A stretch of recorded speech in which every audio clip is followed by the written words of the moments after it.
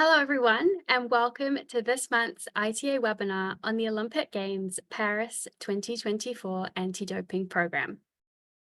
My name is Nikki Hamblin.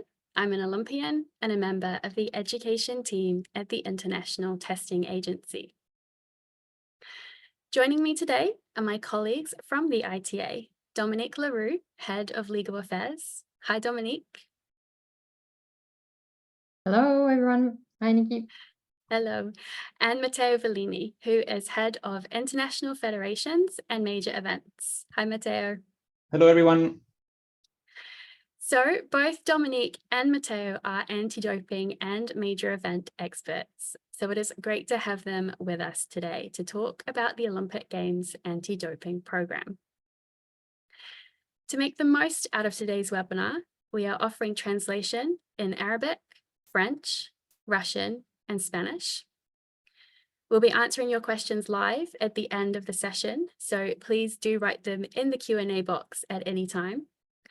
And we are also recording this session for people who cannot attend live.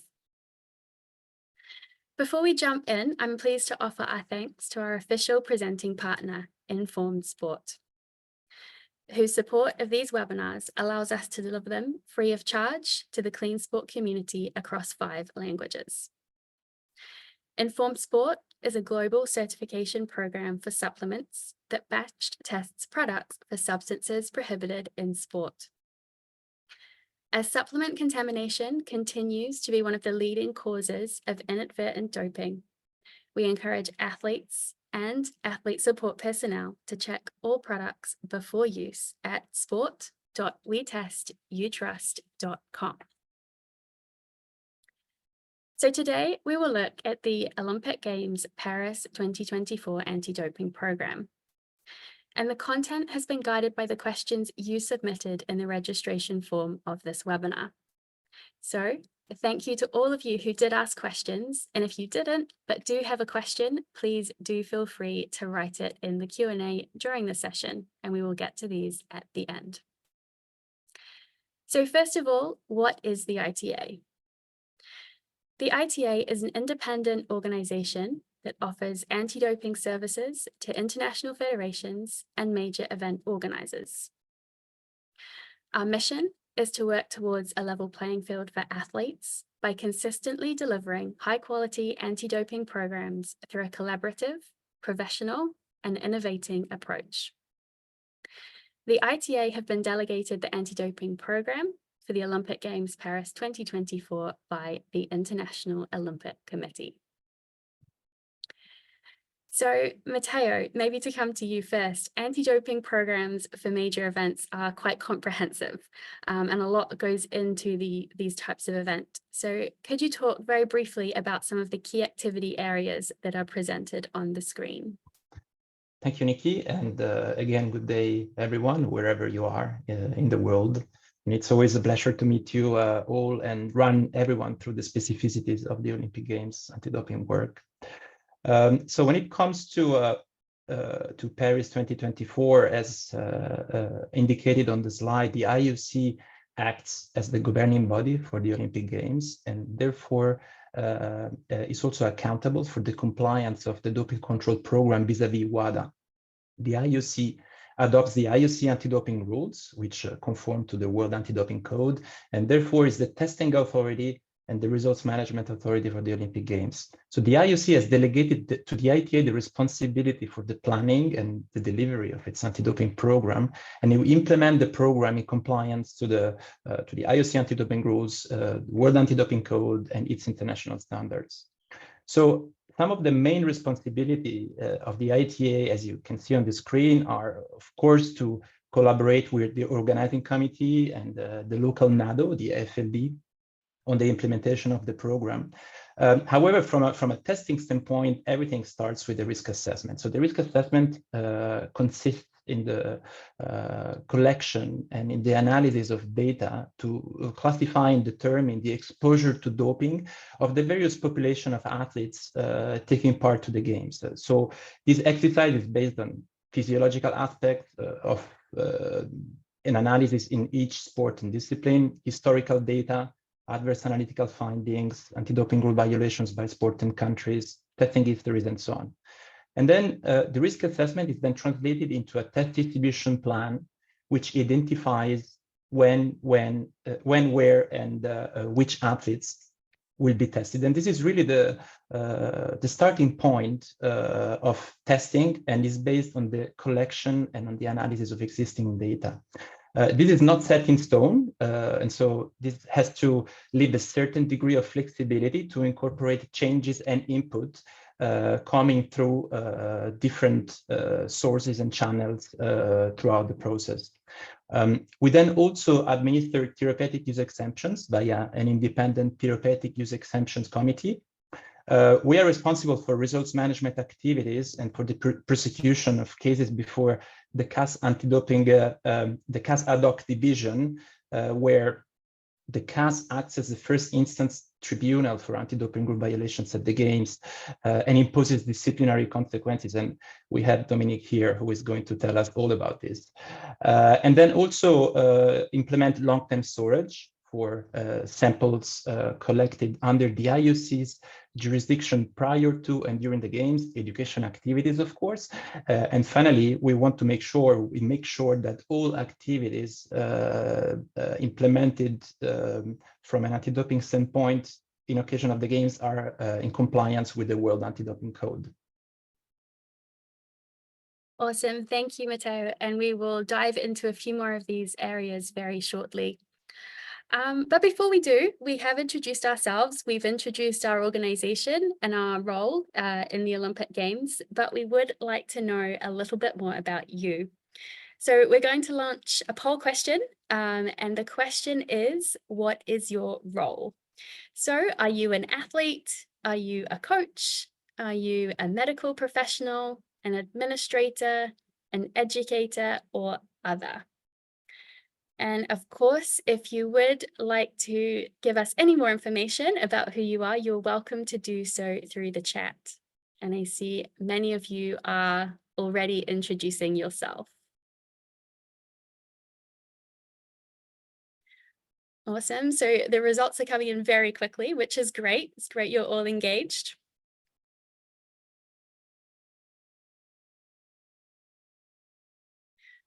Awesome. So we're going to give about 5 more seconds for the last of you to pop your votes into the poll.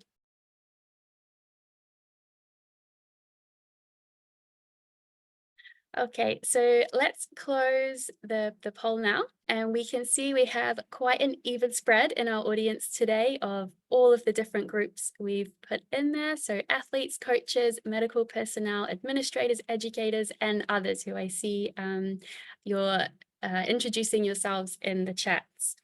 So that is great. So the second question, the second poll question for you today is, will Paris 2024 be your first Olympic Games in any capacity? And so the options you have to choose from are, yes, this is my first Olympic Games experience. No, I've been to an Olympic Games before, or I am supporting and cheering from home.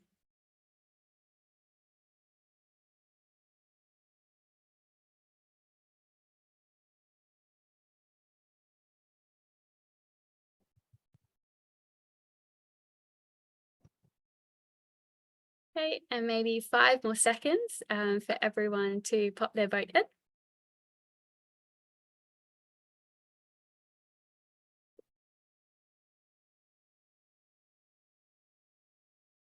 Great, and we will close the poll and share the results. So as you can see, we have a very equal spread of people who it's their first Olympic Games, people who have been to the Olympic Games before, and people who are supporting and cheering from home. So before we do jump into our content and your questions, I would like to pause and say congratulations. Whether this is your first Games, whether you've participated in Olympic Games previously, this is a massive achievement, and I understand how much this takes.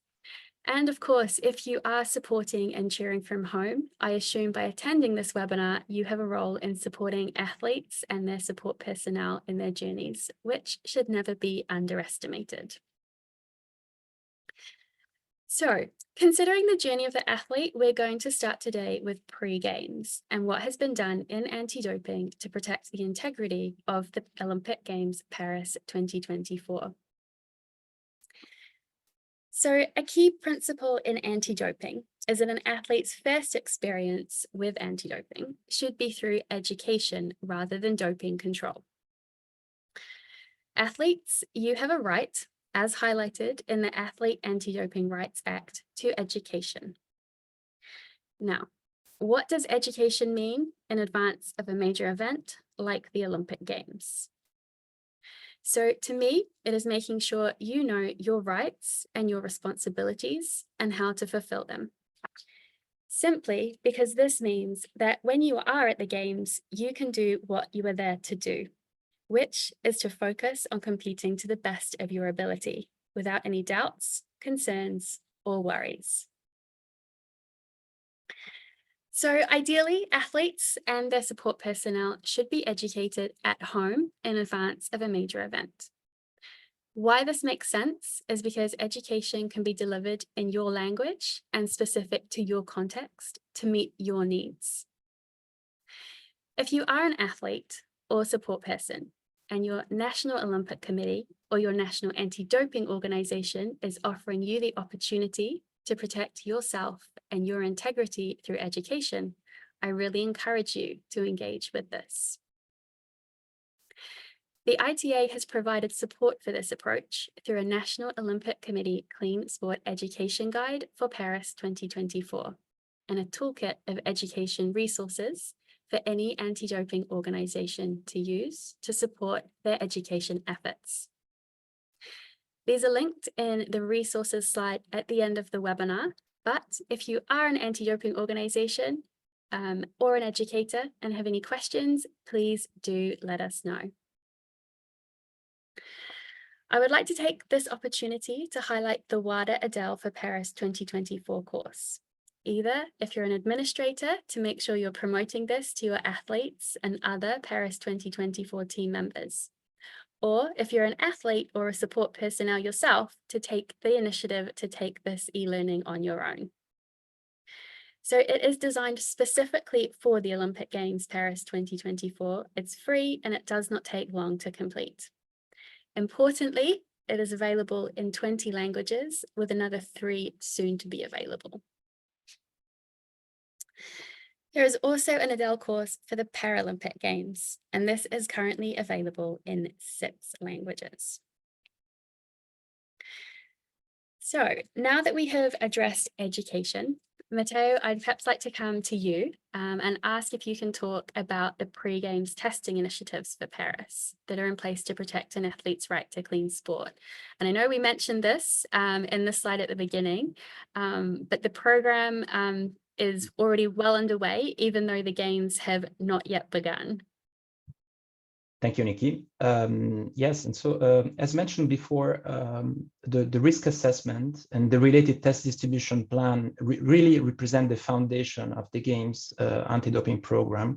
However, this has to be flexible enough to incorporate input generated coming from other sources.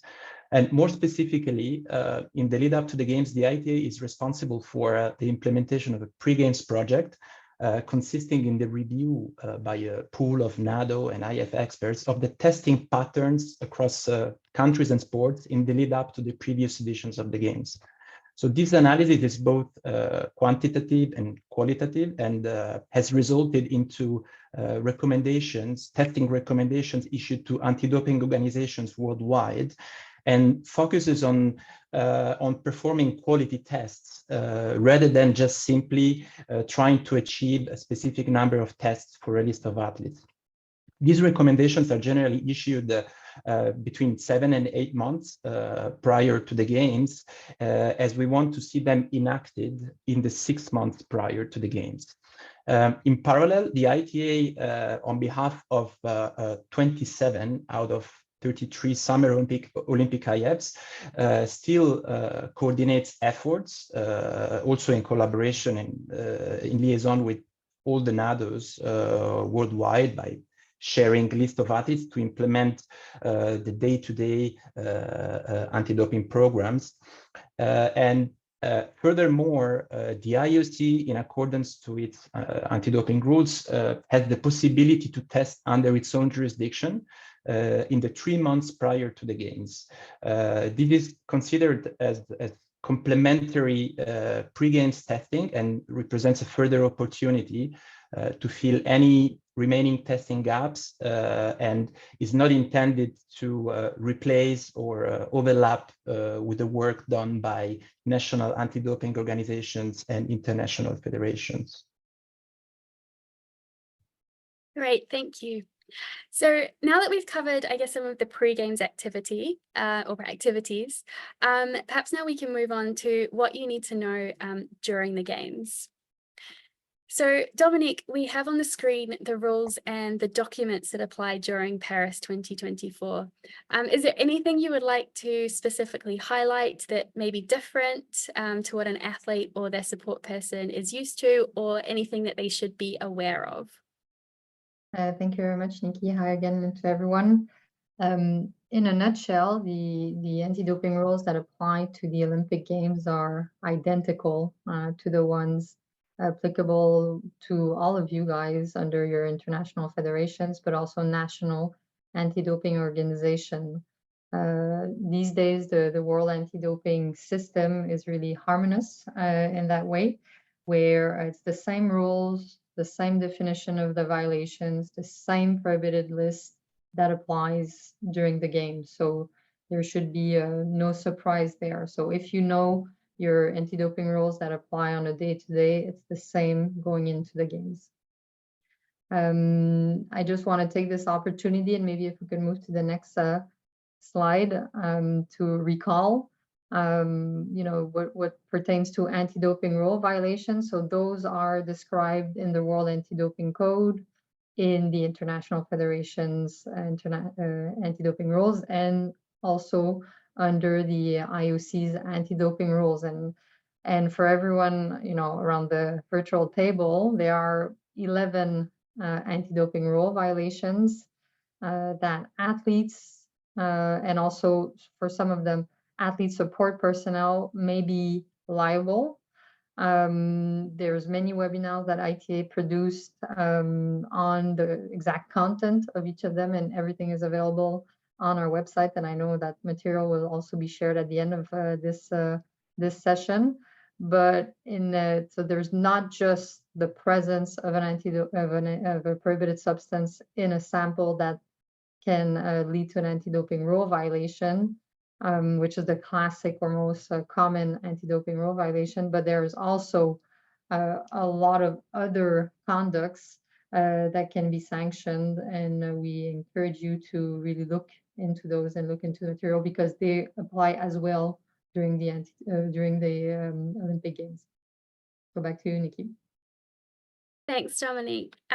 So I'd like to perhaps talk about whereabouts, which is, of course, can relate to ADRV 2.4. Whereabouts are obviously a very important responsibility for athletes.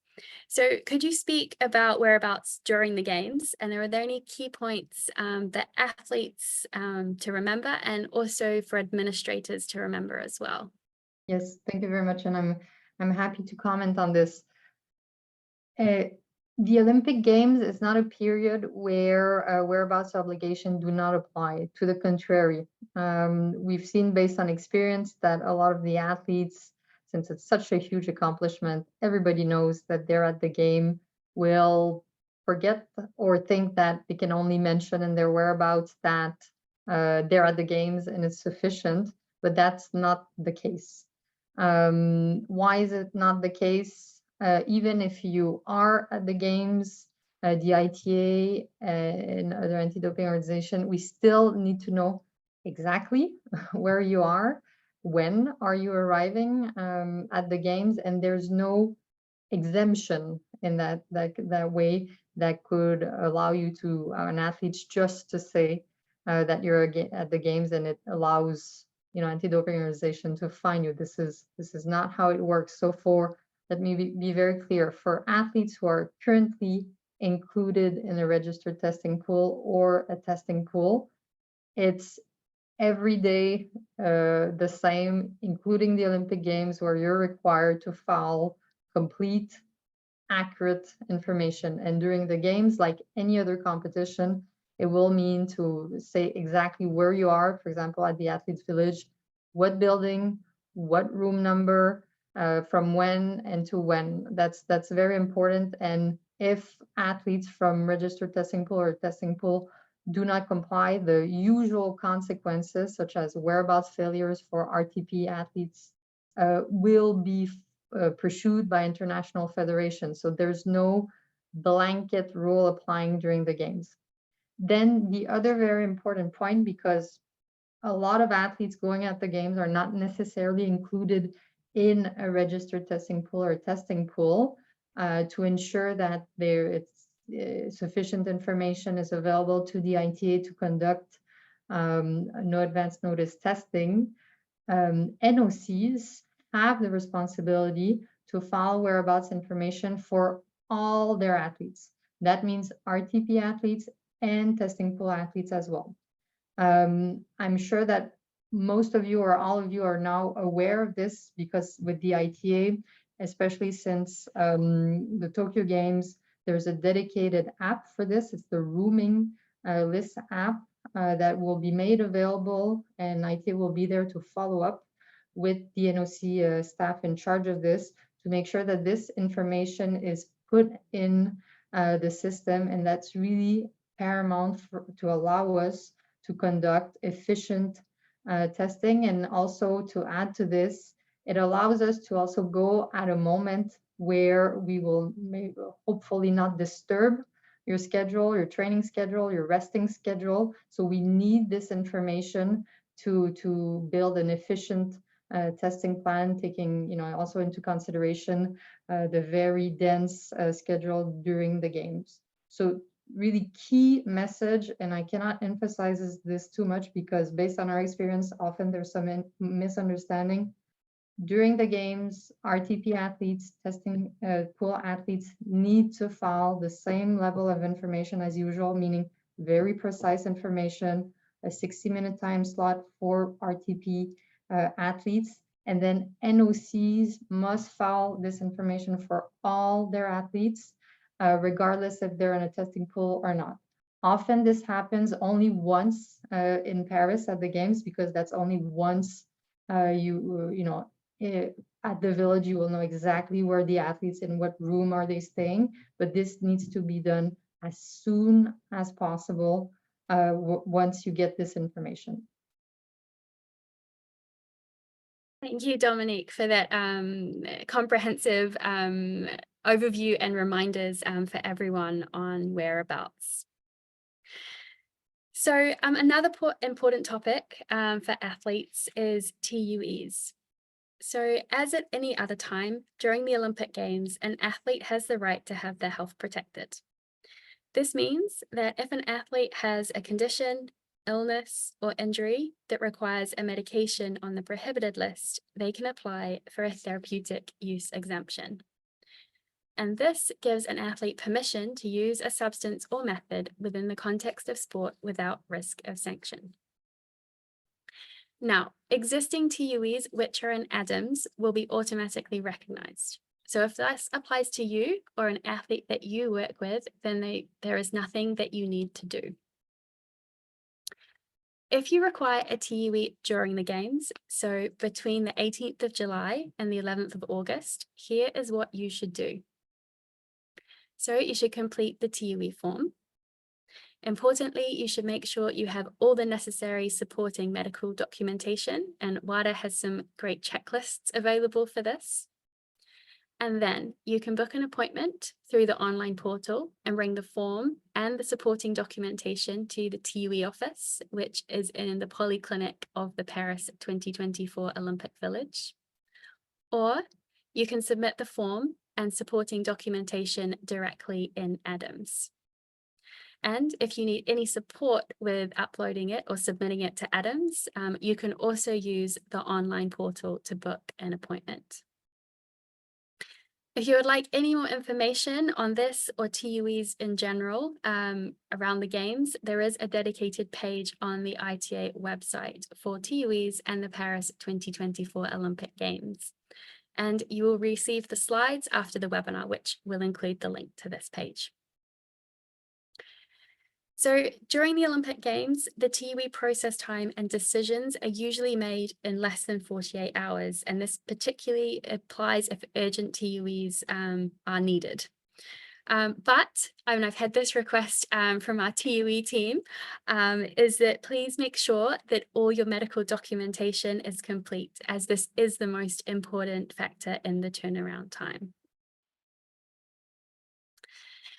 Now, to talk about testing during the Games. So this is the period between the 18th of July and the 11th of August.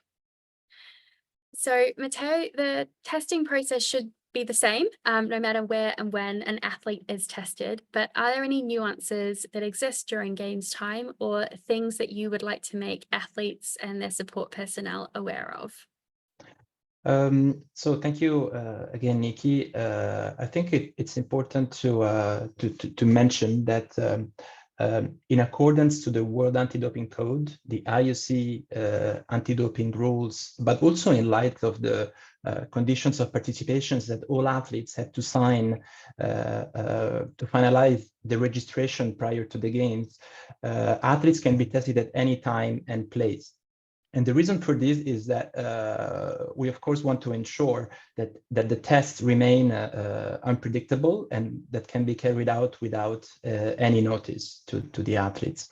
As you know, athletes can be tested in competition and out of competition. The in competition period starts at 11:59 p.m.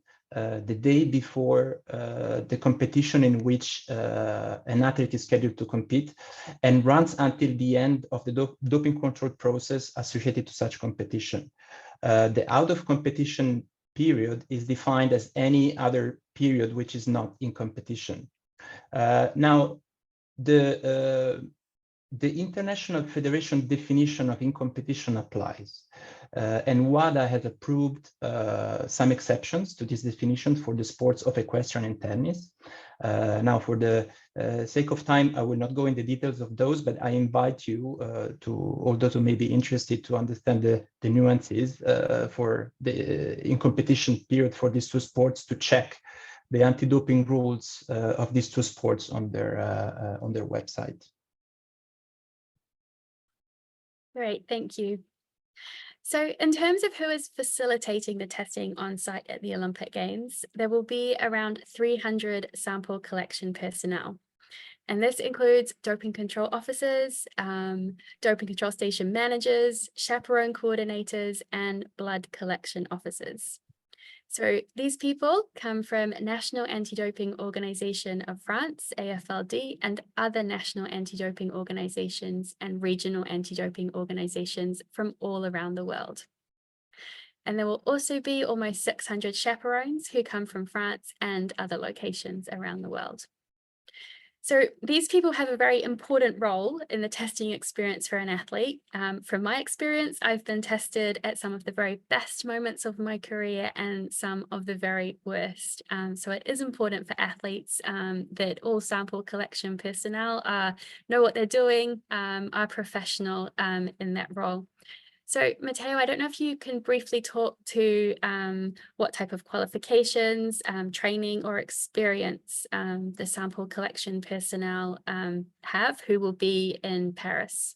Yes, so sample collection personnel operating at the Games have to meet certain requirements and standards, and their knowledge and experience, but also interpersonal skills are, of course, key to make sure that the individuals selected for to operate as the doping control officers at the Olympic Games are fit for purpose.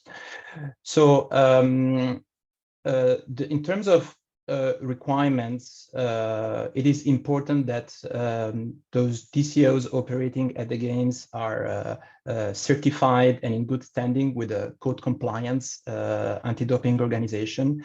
They need to have at least 4 years of experience as a certified DCO and have experience in performing tests at international events. They need to be fluent in English, and this is essential for all the candidates, and of course any additional language spoken is a plus. As you know, since two editions of the games, we have switched onto using paperless sample collection system. We're no longer using paper doping control forms, and as such, we also require applicants to be familiar in the use of technologies such as smartphones, tablets, apps, these kind of things. And we want to make sure they're familiar with the protocols and procedures in this specific case of the Summer Olympic sports. And we also require them to have completed the ITA International Doping Control Officer training program.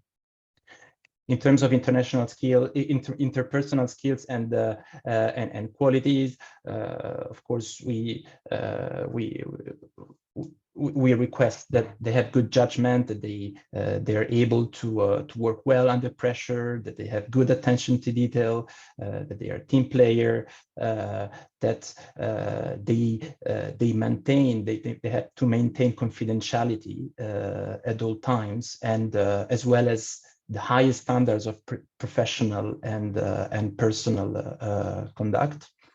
And finally, they do not have to have any record of causing critical nonconformities during past sample collection sessions. They must not have criminal conviction or having committed anti-doping rule violations in the past 10 years, and they must have no record of public discrimination or hate speech. And in occasion of the process to appoint sample collection personnel for the Paris Olympics, so we have received more than 600 applications from doping control officers and organizations worldwide. We could only select around 150 among them. So we understand we couldn't make everyone happy, and we couldn't hire everyone. But of course, we had to make sure we would take into account all these requirements to guarantee the highest standards during the games. Great. And so I understand the chaperones have all been appointed through AFLD, which is, of course, the host country national anti-doping organization. But the chaperones have also had to complete an e-learning course. So Matteo, perhaps you can continue to speak about this course and why it was put in place. Sure. So when it comes to chaperones, it is important to remember that notifying and chaperoning athletes from the point of notification to the doping control station is critical. It's critical to ensure the integrity of the doping control process. So typically, this role is fulfilled by volunteers recruited by the organizing committee, and as such, training is critical.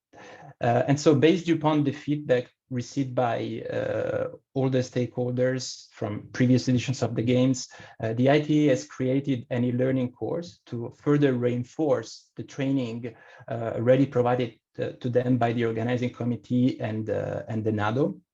And being this role very important, we also want to ensure chaperones understand what their roles and responsibilities will be, and what they will have to expect at the time a notification takes place.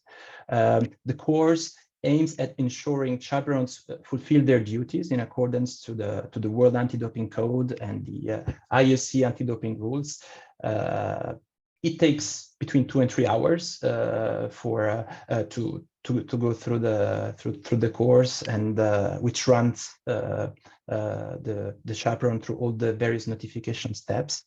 And yeah, that's it. We have so far received positive feedbacks from the stakeholders in light of the implementation of this program. For example, in Beijing 2022, all chaperones who operated at the games went through the chaperone e-learning course developed by the ITA. Thanks, Matteo. So now we've got a couple of slides which are going to show you the testing equipment that will be used in Paris. So there are no surprises if it's different to what you're used to. So this one, on this slide, you'll see the equipment used for urine sample collection. And on the next slide is the blood sample collection equipment that will be used. And as a reminder, urine, blood, or both can be collected, and there will also be dried blood spot testing. So next we will address what happens if there is an anti-doping rule violation during the games. And Dominique, of course, I'm going to come to you for this. So can you talk us through the results management process and the potential consequences of an ADRV during the games? Yes, thank you, Nikki. The consequences that apply are provided for in the IOC anti-doping rules. They're the same as in the World Anti-Doping Code. And the first leg of a proceeding will really handle what concerns the games. So here I'm going to focus on this. So immediately, if an anti-doping rule violation is committed during the games under the jurisdiction of the IOC, first off, everything is very fast-paced, and I'll go through the proceedings afterwards. But the main consequences that will apply very quickly is a provisional suspension. That depends on the type of anti-doping rule violation committed. However, it's likely that a provisional suspension will apply almost immediately. Then in a more permanent way, there's also going to be an exclusion from the games and disqualification of results. The period of ineligibility, so usually this 2-year or 4-year ban that is applied for an anti-doping rule violation, will be dealt with in a second instance with the International Federation. So during the games, what matters and the first focus is really what concerns the Olympic Games. Now my next slide is about the process.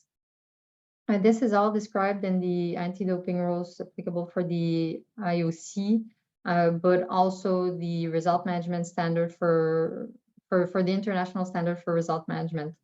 So first off, and the ITA is managing this on behalf of the IOC, the first step is what we call the initial review. So a classic case is the laboratory in Paris will report that a sample has tested positive for a banned substance. We get this information and we check whether there's any reason for which the case should not be considered as an anti-doping rule violation. For example, as the athlete, is he in possession of a therapeutic use exemption? Are there other exceptions that will allow us not to go forward with this case?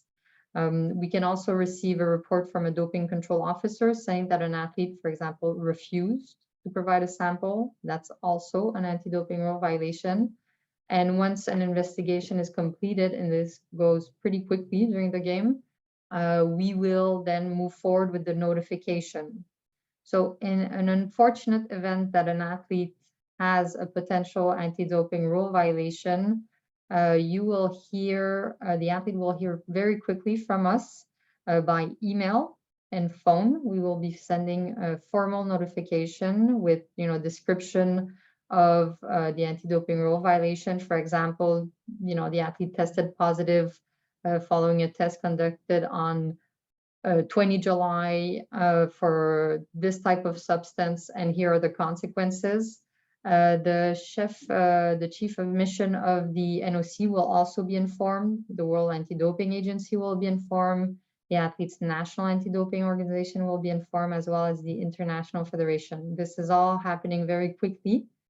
And all the rights and consequences are then explained. If there's a provisional suspension, this will be explained.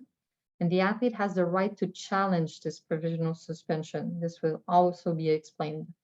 There's a right to have the B sample analyzed. This will take place very quickly if the athlete wishes so. It will be in Paris at the laboratory.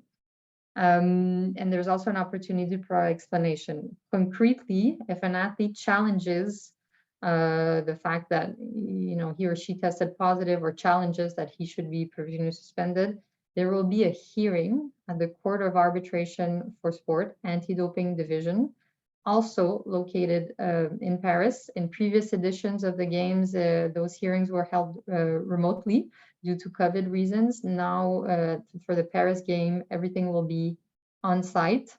All information on location, who has a right to attend, will also be provided. And there will be arbitrators, very seasoned arbitrators, ready to hear an athlete on the reason why he or she believes that he should be allowed to participate in the game. Nikki, this process may take place in 24 hours, 48 hours, depending on the next competition the athlete is scheduled for. We usually go very quickly, and that's usually happening quite fast.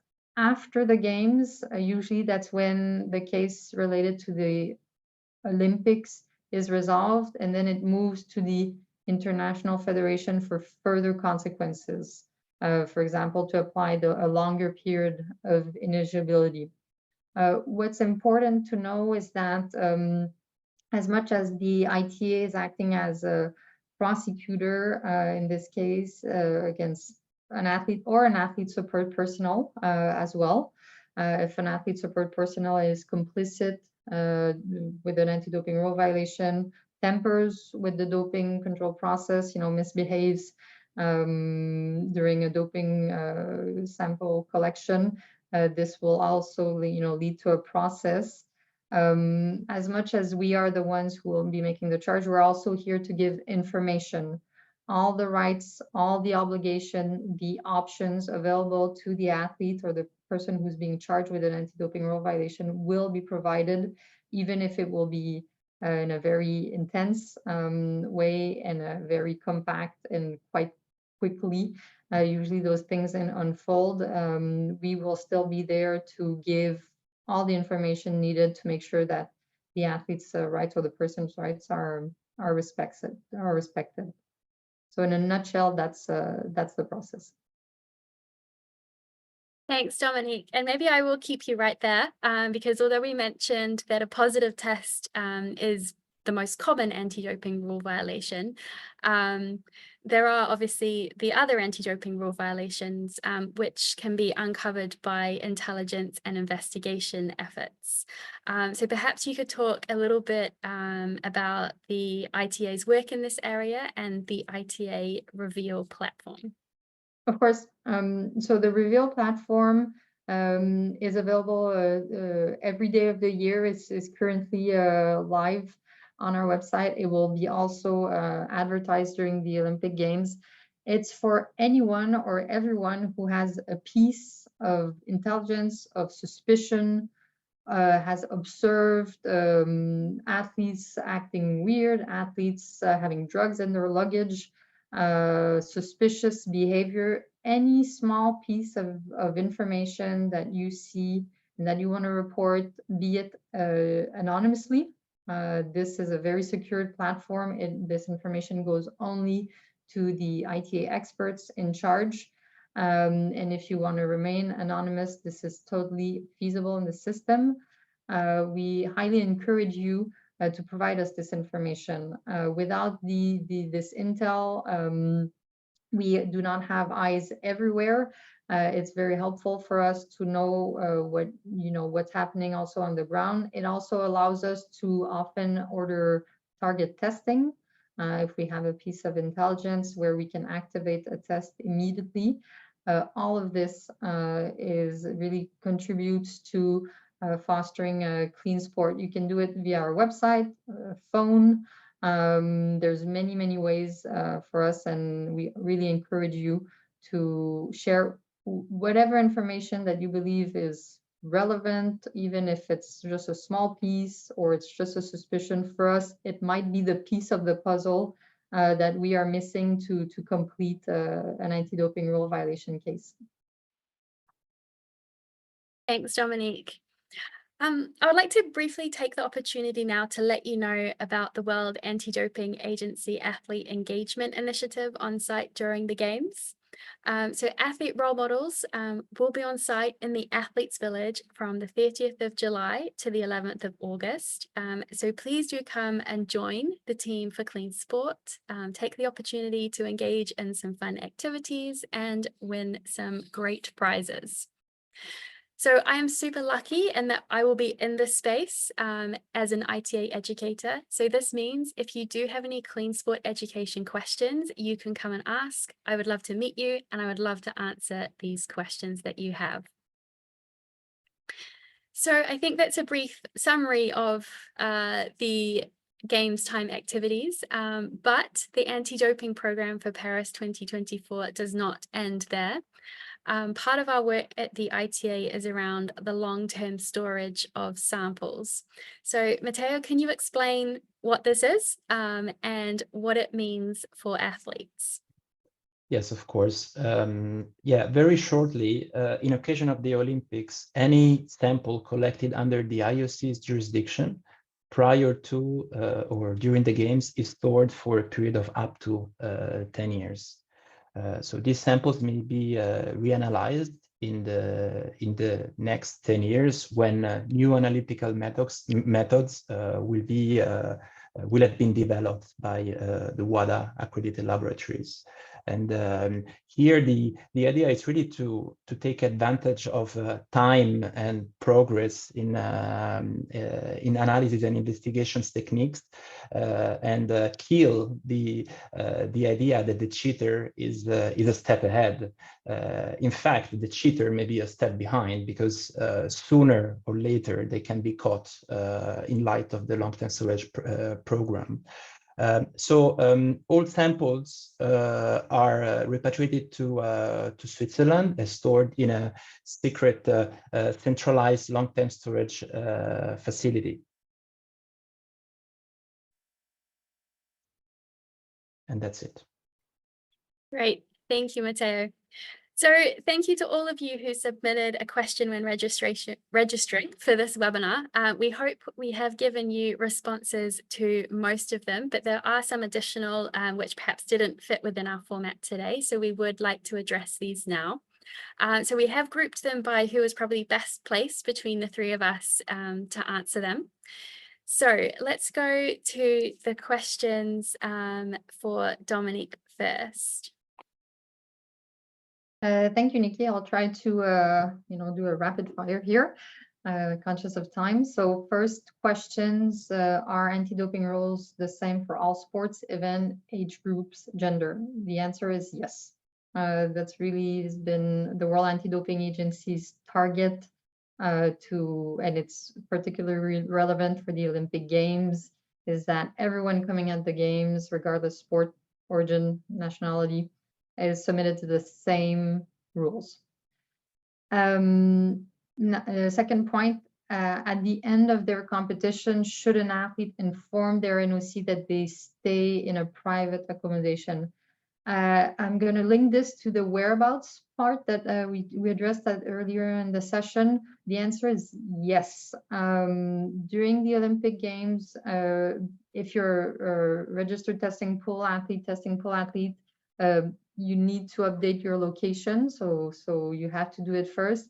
And then additionally, a national anti-doping Olympic organization, NOCs, are required also to file the whereabouts of all their athletes. So you should also inform the NOC if you change from the athletes village to a private location. Then third question, if an athlete commits an anti-doping rule violations, are there any consequences for the athlete support team? Strictly speaking, in terms of legal consequences, no. If your athlete tests positive, you will not be liable. Of course, there will be a lot of impact on your team, other athletes, more psychological, maybe also in terms of publicity. The only time that athlete support personnel or team is have actual consequences if there have been actually involved in the athletes in anti-doping rule violation. You know, have they been complicit? Have they facilitated? Have they been actively involved in the athletes' anti-doping rule violation? And that would be a standalone anti-doping rule violation with an entire process and evidence around it. But there's no automatic sanction for the athletes' anti-doping rule violation. Fourth question, how many ADRVs have there been? I guess it's the Tokyo Games and maybe the Beijing Games. This information is available on ITA's website, in fact, where we reported each and every anti-doping rule violation. Ballpark is around a bit less than 10 per edition, and the substances have been widely different. We had instances of blood doping, instances of steroid intake, and other types of substances. But this information is available on our website. And then last but not less complicated question, and I think it's related to recent media coverage. How has anti-doping lost credibility due to the Chinese swimmer situation? Well, this question begs for an opinion, and this is not for IT to give an opinion. I think what matters most is, first off, for any concerns, questions around these cases, highly encourage you to look at the WADA website, where a press conference held by WADA was recorded a few weeks back and provides really a comprehensive overview of the handling of this case and really goes into the details. So I encourage everyone to, if interested, to get the facts right and see the handling of this case. I also want to point out that the WADA has appointed an independent prosecutor to look at the situation and to look at these cases. I believe a report is expected before the games. And then I think more importantly, what matters today is all the efforts of the anti-doping organization, IT included, your efforts as well to have a very robust anti-doping program going to the games here in Paris, and all the cases, the testing, the level of testing has never been so high, and that is really what matters today, in my humble opinion, for the Paris Games. So hope this provides some clarity and some help for those who ask those questions. Thank you, Dominique. That was great. Matteo, let's go straight over to you. Okay, thank you. So what is the athlete's identity verification system or strategy to make it easier for chaperones to notify the athlete? So the identification of athletes during the games will happen via their personal games accreditation. So in order to participate to the games, every participant, athlete or not, receiving accreditation, and this is their basically passport during the period of the Olympic Games. How can an athlete consent or not for research related to sample collection in competition? So this is also requested for out of competition tests, by the way. And indeed, during the doping control process, the DTO will ask the athlete if they wish to give or not their consent to anonymous research. Our recommendation from an ITA standpoint is, of course, to grant consent, as this helps the research and consequently to protect the clean athletes. However, ultimately, this is an athlete's call, so it will be an athlete's decision. A box will be ticked on the doping control form, depending on the response provided by the athlete. And at the end of the process, the athlete will be given the opportunity to review all the information provided in the doping control form to make sure that the right response was reflected into it. What is the sustainability scheme for the Olympic Games Paris 2024 anti-doping program?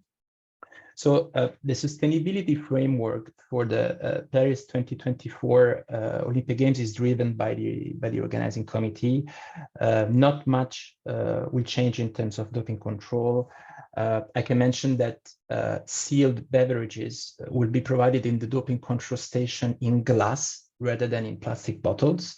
Also in the village and the other Olympic venues, but this is not anti-doping specific, you will also find drinking water fountains you can use to fill up your bottles. So the use of plastic bottles is being reduced to the very minimum, if not eliminated completely.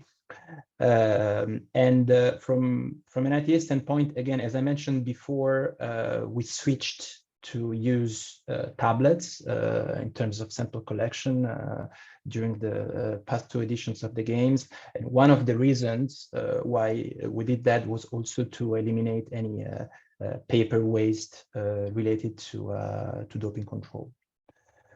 And the last one is related to important points for the Paralympics, whether there are any important points for the Paralympics. So the ITA is not responsible for the management of the IPC anti-doping program today. And I think our team will be able to share with you the contact details of the IPC anti-doping team, so you can get in touch with them if you have any questions. Absolutely. I think a member of our team will pop that link into the chat now. Oh, that's great. Yes. So maybe to jump into the education focused questions. The first one was, will there be a program for education staff?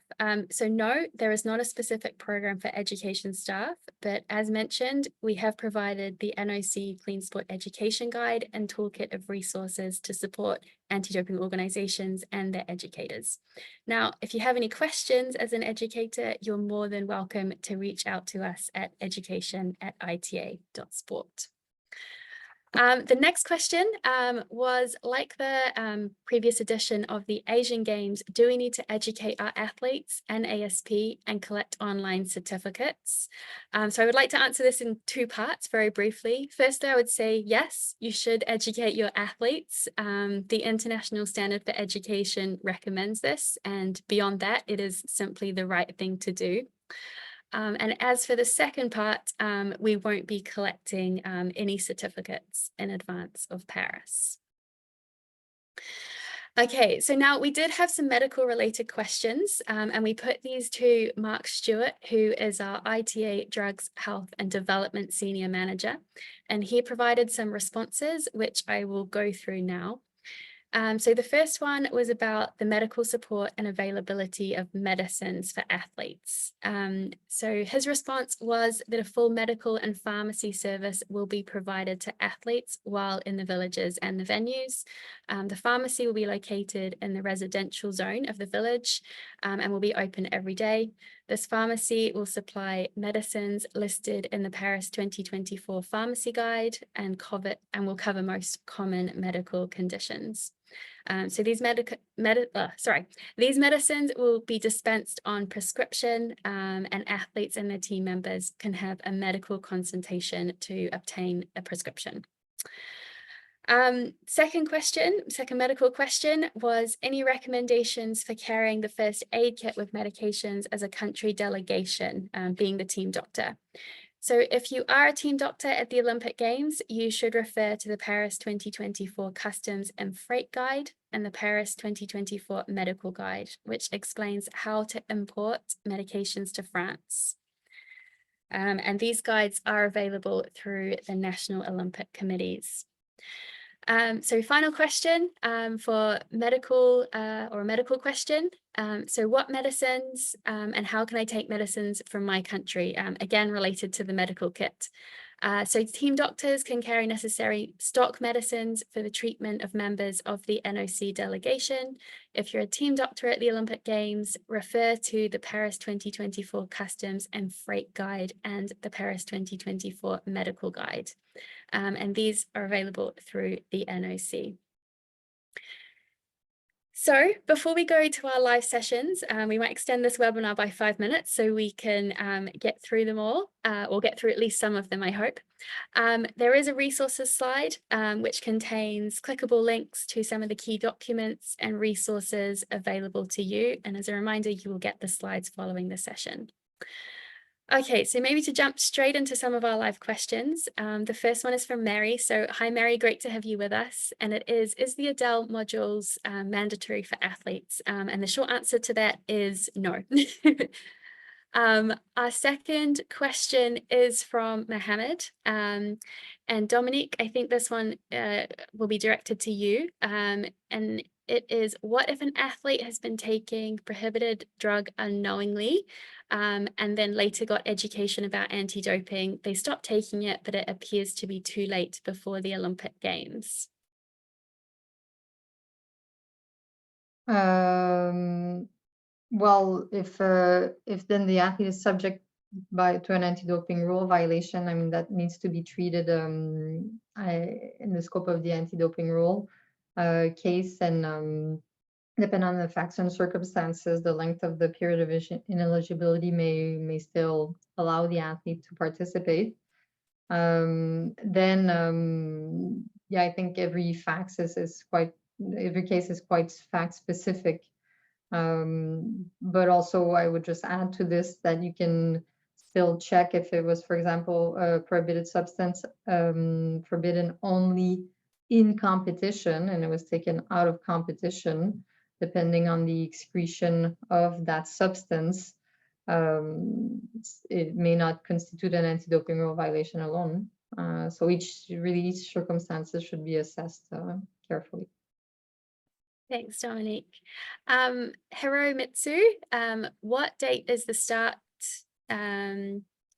date for the okay, so basically I think this person would like a confirmation about the start of the in-competition period. So Matteo, I know you talked about this, but do you want to just confirm that it is the same as the International Federation definition? Exactly. So as mentioned during the presentation, it will indeed start at 11:59 p.m. Save for the sports of equestrian and tennis, which have a different definition of the in-competition period. And indeed, the IF definition of the in-competition period apply. And when the in-competition tests will start, they will start along with competitions, of course. So as soon as events start, you can expect in-competition tests to be implemented at those events. Thanks, Matteo. Dominique, a question to you from Anya. We have to submit whereabouts information from tomorrow to the International Federation. They do not have their info about the Olympic Village. Is it okay to submit their whereabouts without this information? Good question, and absolutely. Like in any other instances, when submitting, the first quarter, it's really the information that you know today. So today you know that you're going at the Olympic Games, that should be mentioned.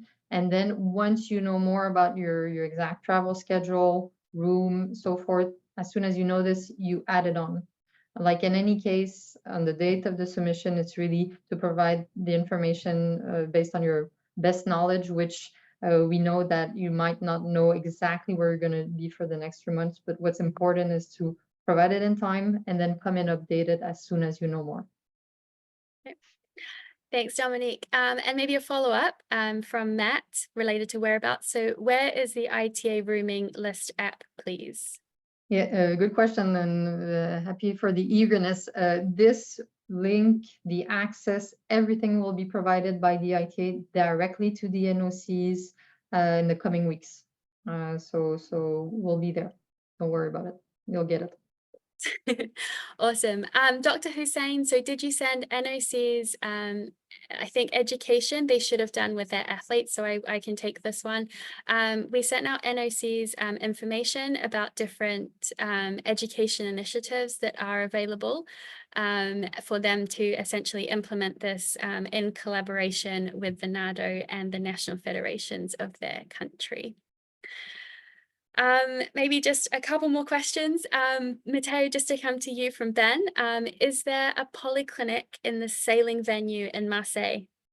This is something that we need to check, because the ITA, apart from the processing of therapeutic use exemptions, does not operate within the polyclinic. If this question relates to how you could apply for a therapeutic use exemption from Marseille, it is important to mention that so for locations which are not in proximity of Paris, there is a possibility to request an appointment online with the ITA therapeutic use exemption team to apply for a TUE, even remotely or far away from our office. Great, But thank you. We will back to you in relation to whether there is a polyclinic or not in Marseille. Great. I think one last question, because I think it is an important one to clarify, from Dr. Bandari. And he's saying previously there used to be plastic seal of doping control vessels. Now it is changed with paper. And so I think maybe we just need to clarify that the form is paperless. The bottles still have the seals that they have traditionally had. Matteo, do you want to confirm that? Yes, confirm what you say, Nikki, so nothing to add. Great. Awesome. Well, thank you to everyone who joined us today. My apologies, we didn't get through all the questions. We are very happy to answer them if you would like to email us at education@ita.sport. So that just leaves me to say a big thank you to you all for joining us. A big thank you to Dominique and Matteo. And we hope that you found this session informative and useful. And of course, best of luck for the games. And we hope to see you all. We hope to see you all soon. Thank you very much.